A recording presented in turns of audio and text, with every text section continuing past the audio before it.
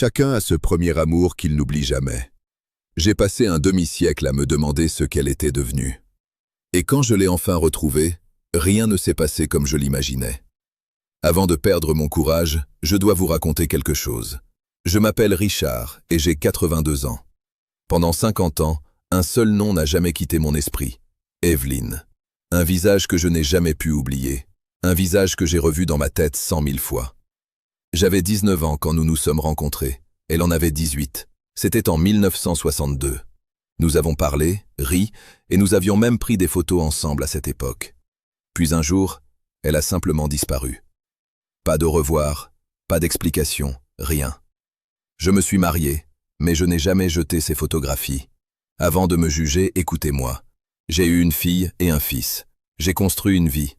Mais elle était toujours là, quelque part dans un coin de ma tête. Cette question sans réponse, et si? Une histoire inachevée. Il y a 2 mois, quelque chose est arrivé que je n'aurais jamais cru possible. Ce que j'ai découvert a changé tout ce que je croyais savoir sur l'amour, les regrets et les histoires qu'on se raconte pour continuer d'avancer. Laissez-moi vous ramener en 1962. Cet été-là, je travaillais dans le magasin de bricolage de mon père, dans une petite ville de Pennsylvanie, le genre d'endroit où tout le monde se connaît. Peut-être 3000 habitants. J'économisais pour l'université, avec toute ma carrière déjà tracée. Pas de petit ami. Je me concentrais uniquement sur mes études. Puis un jour, elle est entrée. C'était le 12 juillet, un jeudi après-midi. La clochette de la porte a tinté. J'ai levé les yeux de la caisse et elle était là. Evelyne. Des cheveux noirs, des yeux verts, une robe d'été jaune à fleurs. Sa famille venait d'emménager en ville et cherchait des pinceaux. Nous avons parlé pendant 15 minutes. Quand j'ai plongé mon regard dans ses yeux verts, quelque chose en moi s'est arrêté. Quand elle est partie, je suis resté figé, à fixer la porte. 2 jours plus tard, je l'ai revue à la foire du village. Nous avons fait un tour de grande roue ensemble, partagé un gâteau et discuté jusqu'à ce que les lumières s'éteignent. Pendant le reste de cet été, nous étions inséparables. Après le travail, nous nous retrouvions près de la rivière, sous un saule pleureur où personne d'autre ne venait. Notre endroit secret. Elle rêvait de devenir écrivaine et me montrait des histoires qu'elle écrivait dans un petit carnet qu'elle trimballait partout, des observations sur les gens de notre ville. Je lui parlais des bâtiments que je voulais concevoir, lui montrant mes croquis d'amateur de ponts et de gratte-ciel. Elle m'écoutait comme si ce que je disais comptait vraiment. Nous avons fait des projets. Après l'université, nous voyagerions, puis nous reviendrions pour construire une vie ensemble. J'étais jeune. Je croyais que l'amour suffisait. Le 27 août 1962, le dernier jour où je l'ai vue. Nous étions assis au bord de la rivière, le soleil se couchait. Elle était plus silencieuse que d'habitude. Je lui ai demandé ce qui n'allait pas. Elle a dit « Mon père a reçu une offre d'emploi. Nous déménageons en Californie dans 3 jours. » Le monde s'est arrêté. Je lui ai dit que nous trouverions une solution. La distance, les lettres, les appels. Je viendrai à Noël. Elle m'a regardé avec une expression de désespoir que je n'oublierai jamais. « Richard, je ne peux pas te demander d'attendre. Toute ta vie est devant toi. » Je lui ai répondu qu'elle ne me le demandait pas, que c'était mon choix. Elle s'est mise à pleurer. Je l'ai serrée dans mes bras. Nous sommes restés là jusqu'à ce que la nuit tombe. Elle m'a embrassé longuement. « Je t'écrirai, je te le promets, chaque semaine. »« Je t'attendrai, » ai-je dit.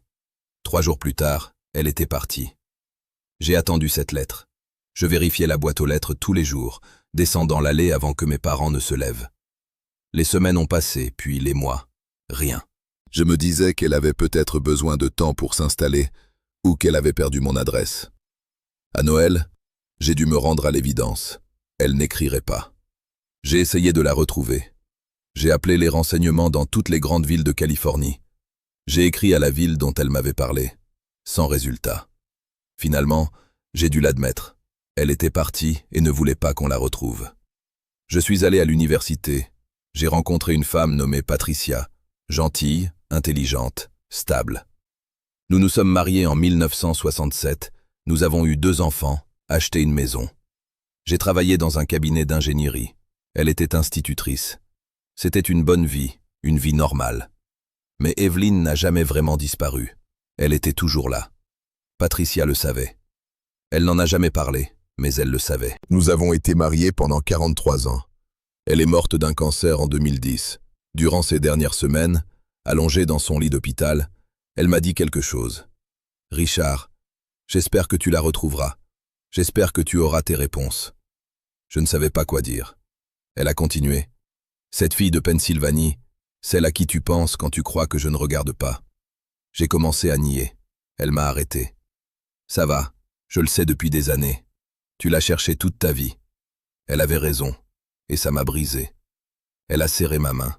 « J'ai eu une belle vie avec toi, mais il y avait toujours une partie de toi que je ne pouvais pas atteindre. Promets-moi d'arrêter de vivre dans le passé quand je ne serai plus là. » J'ai promis.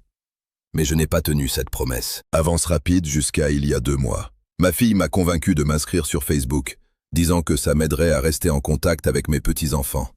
Une nuit, incapable de dormir, j'ai pris mon téléphone et j'ai commencé à scroller. Il y a une fonction qui propose des personnes que tu pourrais connaître. En scrollant, je l'ai vue. Evelyne. Sa photo de profil montrait une femme plus âgée, les cheveux gris, des lunettes, mais c'était bien elle. Je reconnaîtrais ce visage entre mille. Ma main tremblait quand j'ai cliqué sur son profil. Elle vivait à Harrisburg, à seulement 2 heures de route. Elle y était depuis 30 ans. 2 heures, pendant 30 ans. Je suis resté assis 1 heure à me demander quoi faire. Finalement, je lui ai envoyé un message. « Evelyne, c'est Richard, de Pennsylvanie, de 1962. Je t'ai pensé chaque jour pendant 50 ans. J'aimerais avoir de tes nouvelles. » Je n'ai pas fermé l'œil cette nuit-là. Je vérifiais mon téléphone sans arrêt. Rien. 3 jours plus tard. « Richard, je me souviens de toi. Je serais heureuse de te voir. Es-tu libre samedi ?» Nous nous sommes retrouvés dans un café à mi-chemin entre nos 2 villes. Je suis arrivé 30 minutes en avance, assis près de la vitre, observant chaque voiture qui se garait. Puis je l'ai vu traverser le parking. Nous nous sommes assis, avons commandé un café et échangé quelques banalités. Puis j'ai posé la question que je portais en moi depuis 50 ans. « Pourquoi tu ne m'as pas écrit ?» Elle a baissé les yeux vers son café. « Si, je l'ai fait. » Je n'ai pas compris. « Je t'ai écrit chaque semaine pendant 1 an, 52 lettres. Tu n'as jamais répondu. » Le sol s'est dérobé sous mes pieds. Je ne les ai jamais reçues, pas une seule. Elle m'a regardé, et j'ai vu la même douleur que celle que j'avais portée toutes ces années. Elle aussi l'avait portée. Nous sommes restés silencieux. Je t'ai tout raconté, la Californie, à quel point je la détestais, à quel point tu me manquais. Chaque semaine, j'envoyais une lettre, et tu ne répondais jamais.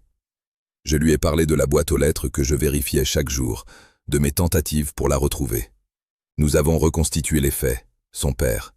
Il devait avoir intercepté les lettres. Il n'avait jamais approuvé notre relation.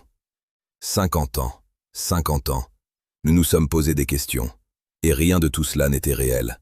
Nous avons parlé pendant des heures. Elle m'a raconté sa vie, l'université, 2 mariages, un divorce, un veuvage, 4 romans publiés. Je lui ai parlé de Patricia, de mes enfants, du cabinet d'ingénierie. Puis elle a dit quelque chose qui m'a détruit. « J'ai pensé à toi tous les jours pendant des années, Richard. Mais un jour, j'ai compris que je devais te laisser partir. M'accrocher à toi m'empêchait de vivre ma propre vie. » Je lui ai demandé quand. En 1985. 23 ans après notre adieu. Elle s'était accrochée à moi pendant 23 ans. Puis elle m'a lâché. Moi, je me suis accroché pendant 50 ans. Nous sommes restés en contact après cette rencontre, échangeant quelques messages. Elle m'a envoyé ses livres. Je les ai lus. Mais quelque chose avait changé. Le fantasme que j'avais porté pendant 50 ans avait disparu. À sa place, il y avait une personne réelle, une femme avec sa propre vie, son propre passé. Nous n'étions plus ces adolescents au bord de la rivière. Nous étions 2 vieilles personnes ayant vécu 2 vies complètement différentes. L'histoire que je me racontais, qu'elle était celle qui m'avait échappé, que nous étions faits l'un pour l'autre, n'était pas vraie. Ce n'était qu'une belle histoire que j'avais inventée. Mais elle n'était pas réelle. Et c'est là que j'ai enfin compris ce que tout le monde finit par apprendre. Le passé n'est pas un endroit où l'on peut retourner. Il n'existe plus. J'ai passé un demi-siècle à aimer une personne que j'avais idéalisée, une version d'elle qui n'existait plus. Et en faisant cela, j'ai manqué la vie que je vivais vraiment. J'ai manqué les beaux moments avec Patricia, la femme que j'ai épousée et avec qui j'ai passé 43 ans. Des moments réels que je n'avais pas besoin d'inventer. Des fois où elle tendait la main vers moi et où je pensais à une rivière en Pennsylvanie. J'étais là physiquement, mais pas vraiment. Evelyne avait raison. Elle m'a lâché en 1985, a recommencé sa vie et l'a vécue pleinement. Moi, je n'ai pas pu. Je me suis accroché au passé et ça m'a coûté cher. Si vous vous accrochez à quelque chose de votre passé, si vous portez en vous quelqu'un que vous avez perdu, si vous vivez une vie qui n'a jamais existé dans vos fantasmes, lâchez prise. Je sais que c'est difficile. Je sais que lâcher prise donne l'impression de perdre cette personne une seconde fois, mais s'accrocher, c'est se perdre soi-même pour le reste de sa vie. Et perdre les gens qui sont vraiment là. J'ai 82 ans, et j'ai enfin obtenu mes réponses après 50 ans. Ne faites pas comme moi. Ne passez pas votre vie à regarder en arrière. Pensez aux personnes qui sont là, maintenant. Elles sont réelles, et elles sont avec vous. J'aimerais pouvoir retourner en arrière et dire cela à Richard, 19 ans. J'aimerais pouvoir le dire à Richard, 30 ans. Mais je ne le peux pas. Tout ce que je peux faire, c'est vous le dire à vous. Lâchez prise. Vivez maintenant. Soyez présent. Restez ici. Car un jour, vous aurez mon âge, et vous regarderez en arrière. Vous réaliserez que ce que vous cherchiez n'était jamais aussi important que ce que vous aviez déjà.